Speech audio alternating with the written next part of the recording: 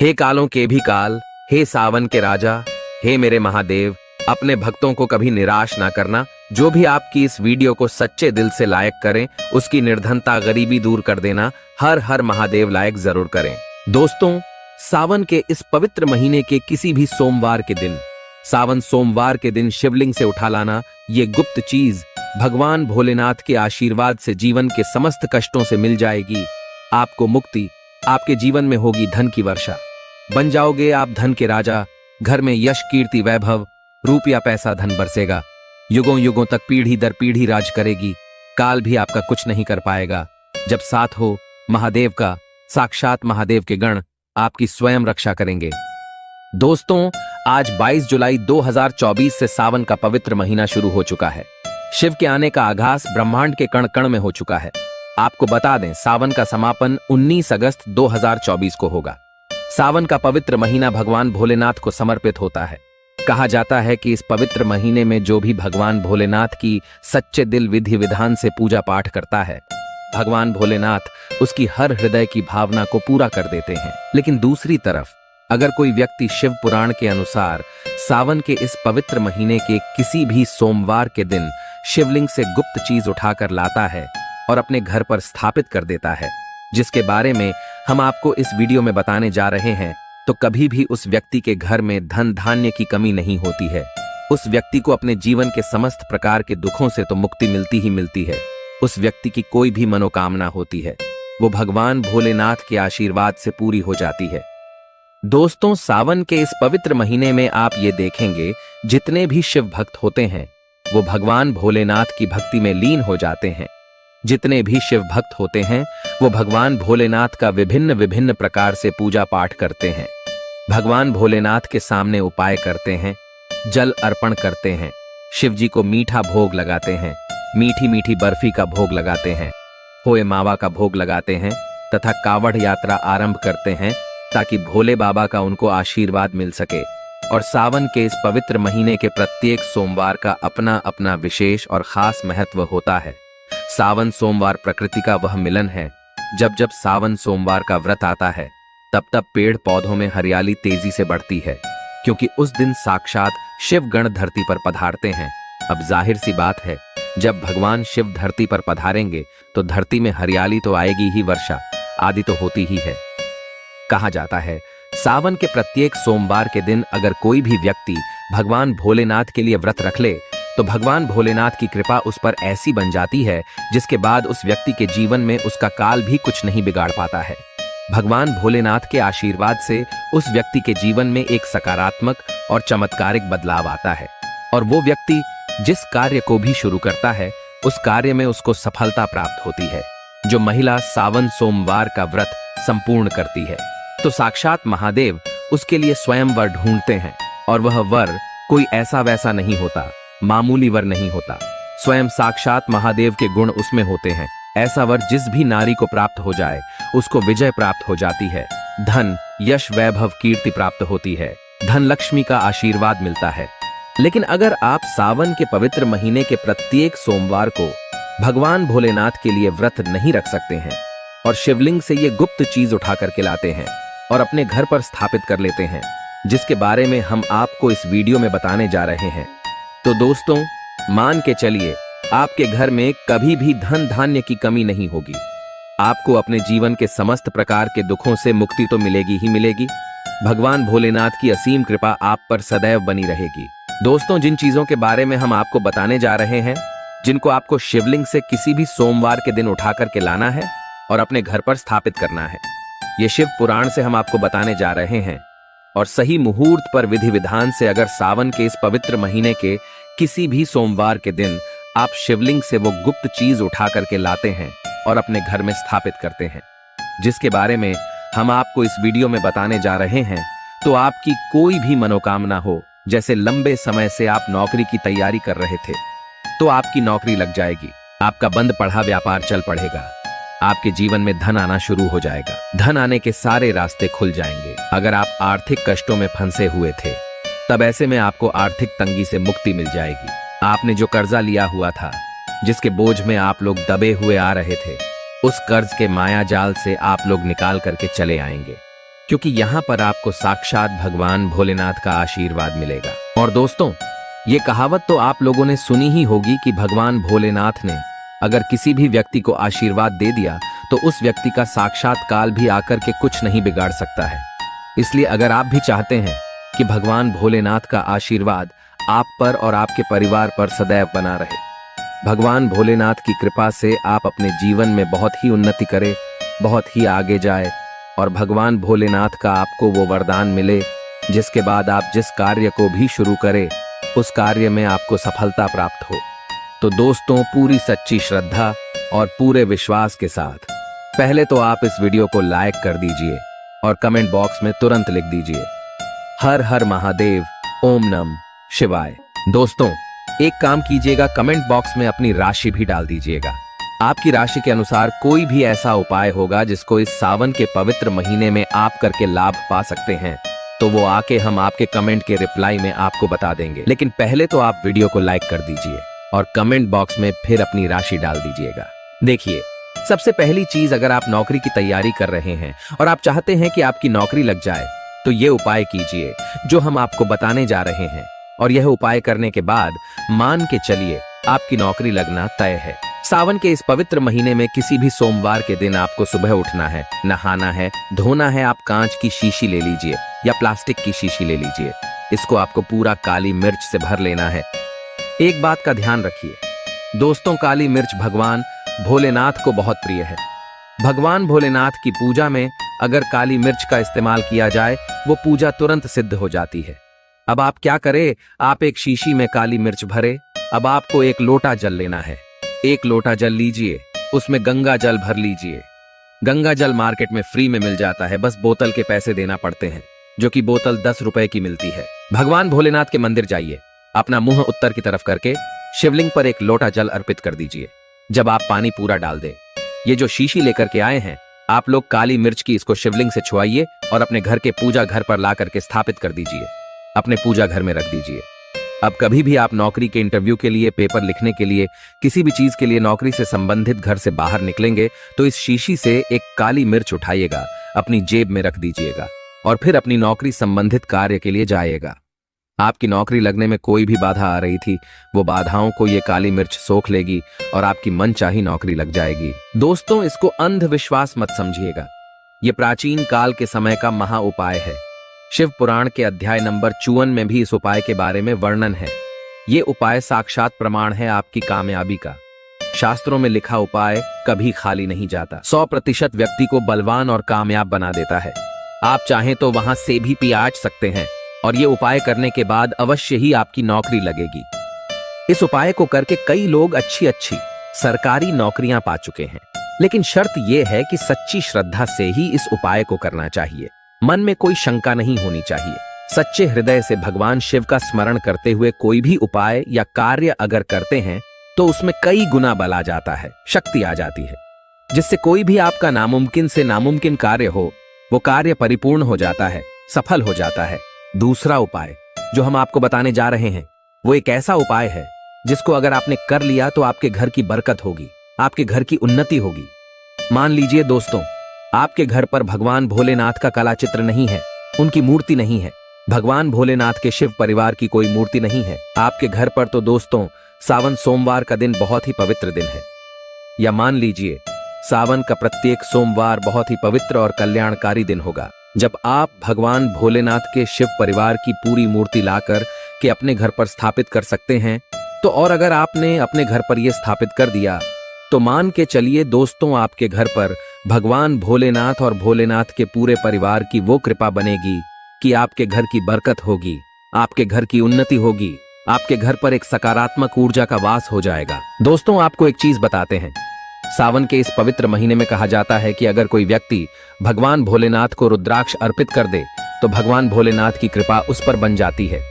दूसरी तरफ कहा जाता है कि सावन के महीने में आप किसी भी सोमवार के दिन एक रुद्राक्ष की माला लें, भगवान भोलेनाथ के मंदिर जाएं, भगवान भोलेनाथ की शिवलिंग पर आप लोगों को पहले एक लोटा कच्चा दूध चढ़ाना है दोस्तों, फिर उस शिवलिंग से रुद्राक्ष की माला छुआ करके धारण करना है।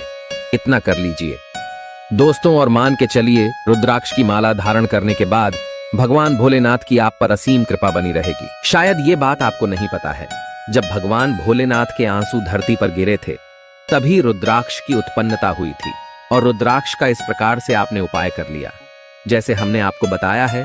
या तो आप रुद्राक्ष की माला धारण कर लीजिए या इसको ला करके अपने पूजा घर में स्थापित कर दीजिए और इसकी पूजा प्रत्येक सोमवार को कीजिए। इतना करने भर से आपके जीवन में ही नहीं, आपके पूरे परिवार के जीवन में एक सकारात्मक बदलाव आएगा। भगवान भोलेनाथ के आशीर्वाद से आप लोग अपने जीवन में बहुत ही आगे जाएंगे, बहुत ही विकास करेंगे। अब मान लीजिए दोस्तों, आपके पास पैसा नहीं टिकता है, आप आर्थिक तंगी में फंसे हुए हैं। आपने कोई ऐसा कर्जा लिया हुआ था जिसके बोझ में आप लोग दबे हुए चले जा रहे हैं। तब आपको क्या करना चाहिए? आपको बस सावन के पवित्र महीने के किसी भी सोमवार के दिन एक डमरू खरीदना है। डमरू खरीद लाएगा। डमरू खरीदने के बाद भगवान भोलेनाथ के मंदिर जाइए, शिवलिंग से डमरू छुआ दीजिए और इस डमरू को लाइए अपने घर के पूजा घर पर स्थापित कर दीजिए। दोस्तों, सिर्फ इतना आपको करना है और इसी डमरू को प्रत्येक सोमवार को थोड़ी सी धूप दिखा दीजिए। इतना अगर आपने कर लिया तो जिस कर्ज के बोझ में आप लोग दबे हुए चले आ रहे थे, उस कर्ज के बोझ से आपको मुक्ति मिल जाएगी। आपके जीवन में धन चारों दिशाओं से खिंचा हुआ चला आएगा। आपके जीवन में आर्थिक तंगी जो है वो आर्थिक तंगी खत्म हो जाएगी और आपके जीवन में जो पैसा आएगा वो रुकेगा भी, टिकेगा भी और उसमें वृद्धि भी होगी। इसी प्रकार से दोस्तों, मान लीजिए आपके बहुत ही शत्रु हैं जो आपको नुकसान पहुंचाना चाहते हैं, जो चाहते हैं कि आप अपने जीवन में कभी भी आगे न बार आ पाए। कुछ ऐसे आपके शत्रु हैं जो आपको घर पे नुकसान पहुंचाना चाहते हैं। तो आपको क्या करना चाहिए? इस पवित्र महीने के किसी भी सोमवार के दिन आप लोगों को मार्केट से एक पीतल का त्रिशूल खरीदना है। त्रिशूल खरीद करके भगवान भोलेनाथ के मंदिर जाए। भगवान भोलेनाथ के मंदिर जाने के बाद जो भी भगवान शिव की प्रतिमा रखी हो, भगवान शिव की प्रतिमा से दाएं चरण से इस त्रिशूल से छुआए और इस त्रिशूल को छुआ करके अपने घर पर पूजा घर में स्थापित कर दीजिए। दोस्तों, आपके लाखों शत्रु आपके खिलाफ खड़े हों, वो आपका एक बाल भी बांका या आपका बाल भी नहीं तोड़ पाएंगे, क्योंकि हम आपको वीडियो के शुरुआत में ही बता चुके हैं। यदि भगवान भोलेनाथ ने किसी को एक बार आशीर्वाद दे दिया तो उसका साक्षात काल भी आकर के कुछ नहीं बिगाड़ सकता है।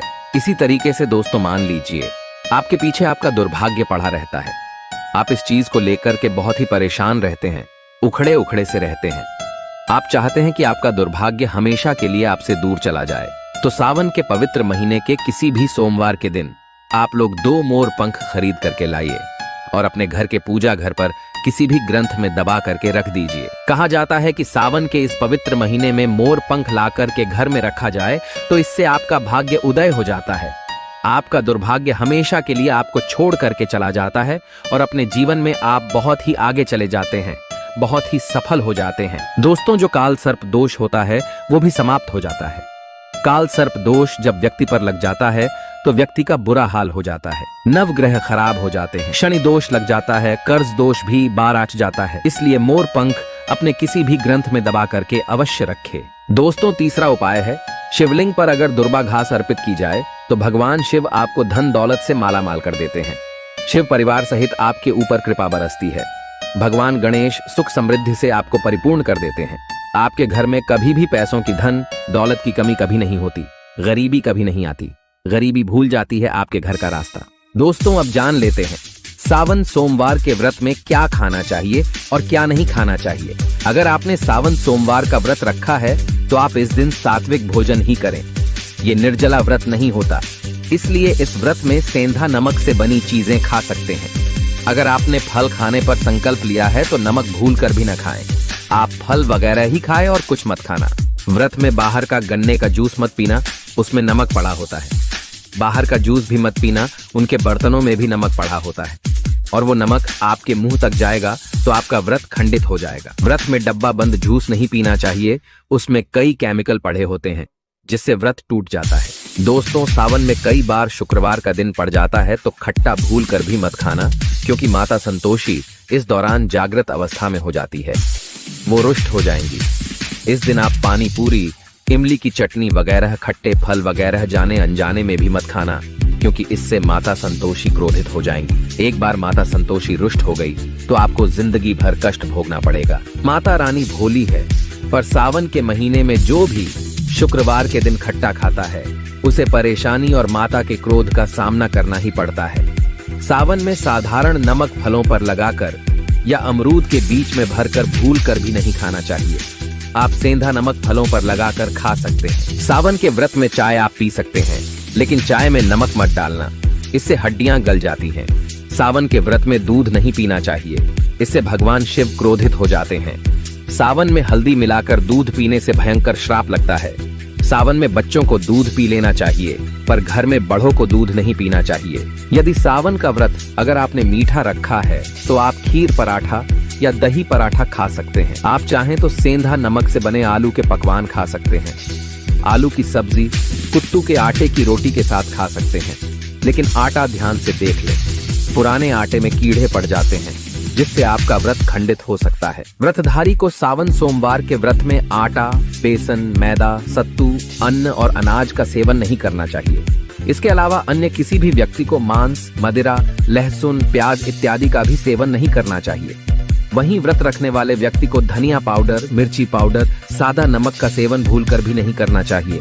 सावन में चाहे आपका व्रत हो या न हो, किसी भी व्यक्ति को कढ़ी पकोड़ा नहीं खाना चाहिए। और वहीं पत्तेदार सब्जियां, पालक, मेथी, लाल भाजी, बथुआ, पत्ता गोभी जैसी सब्जियां या साग सब्जियां भूलकर भी नहीं खानी चाहिए। ये जहर के समान मानी जाती है। इसमें कीड़े आ जाते हैं, सांप, बिच्छू वगैरह आ जाते हैं। और जो भी व्यक्ति सावन में बैगन की सब्जी खाता है, उस व्यक्ति को घोर पाप लग जाता है। इसी कारण लोग द्वादशी और चतुर्दशी पर बैंगन नहीं खाते। पत्तेदार सब्जियां क्यों नहीं खाई जाती, इसके पीछे एक कथा है, मैं आपको बताऊंगा। दोस्तों, सावन के पवित्र महीने में कौन सी गलतियां नहीं करनी चाहिए। ये गलतियां पाप का भागीदार तो बनाती ही हैं, साथ ही साथ ऐसा व्यक्ति नरक में अटका रह जाता है। सावन में घर के सभी लोगों को सुबह जल्दी उठना चाहिए और जितना जल्दी हो सके कम से कम पहला सावन स्नान अवश्य करें। परिवार में सबको स्नान करना चाहिए। यदि कोई बीमार है तो उस पर गंगा जल के छींटे मार दे। सावन में किसी भी गरीब का अपमान न करे। क्या पता उस गरीब के रूप में भगवान शिव हो, क्योंकि भगवान शिव सावन में अपने भक्तों की परीक्षा लेने आते हैं। सावन में देर तक सोने वाली महिला का पति बर्बाद हो जाता है और उसकी मृत्यु निकट भविष्य में जल्दी हो जाती है। इसलिए पति के उठने से पहले सावन में हर स्त्री को जल्दी उठ जाना चाहिए और भगवान शिव की पूजा करनी चाहिए।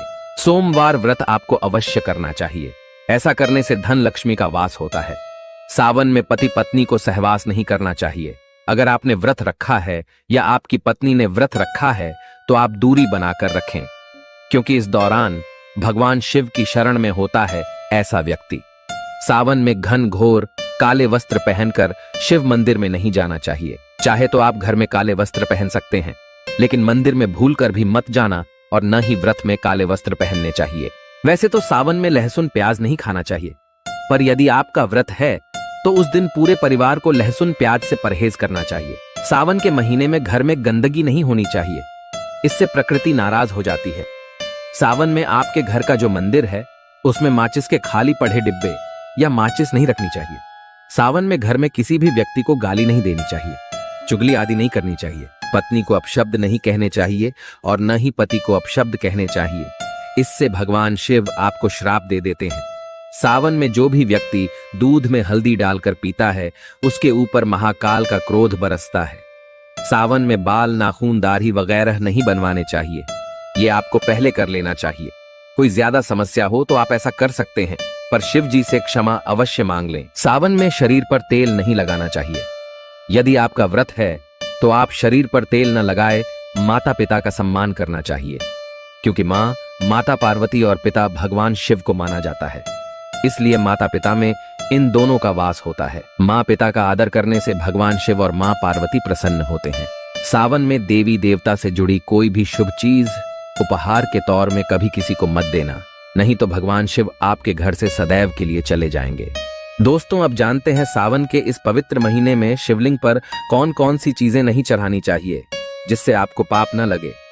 शिव पुराण के अनुसार शिव भक्तों को कभी भी भगवान शिव को तुलसी, हल्दी और सिंदूर सहित ये 6 वस्तु नहीं चढ़ानी चाहिए। पौराणिक कथा के अनुसार केतकी के फूल ने ब्रह्मा जी के झूठ में साथ दिया था, जिससे नाराज होकर भगवान भोलेनाथ ने केतकी के फूल को श्राप दिया। इसलिए केतकी का फूल शिवलिंग पर नहीं चढ़ाया जाता और वही नारियल का पानी भी शिवलिंग पर कभी भी अर्पित नहीं करना चाहिए। शंख से जल भी भगवान भोलेनाथ को नहीं चढ़ाना चाहिए। शास्त्रों के अनुसार सुबह 5 बजे से लेकर सुबह 11 बजे तक शिवलिंग पर जल चढ़ाना बहुत ही शुभ और अत्यंत मंगलकारी होता है। कभी भी शाम के समय शिवलिंग पर जल न चढ़ाए। शास्त्रों के अनुसार शिवलिंग पर काली मिर्च चढ़ाने से रोगों का नाश होता है। इसके साथ ही सुख समृद्धि की प्राप्ति होती है। घर में कभी भी अंगूठे के आकार से बढ़ी शिवलिंग नहीं रखनी चाहिए और शिवलिंग पर जलधारा अवश्य होनी चाहिए। भगवान भोलेनाथ को टूटे हुए अक्षत कभी अर्पित नहीं करने चाहिए, इससे वो क्रोधित हो जाएंगे। सावन के पवित्र महीने में कटे फटे बेल पत्र शिवलिंग पर अर्पित नहीं करने चाहिए। बेल पत्र की संख्या 3 होनी चाहिए।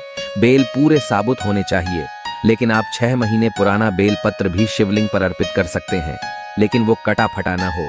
6 महीने तक बेल पत्र पवित्र और शुभ माना जाता है।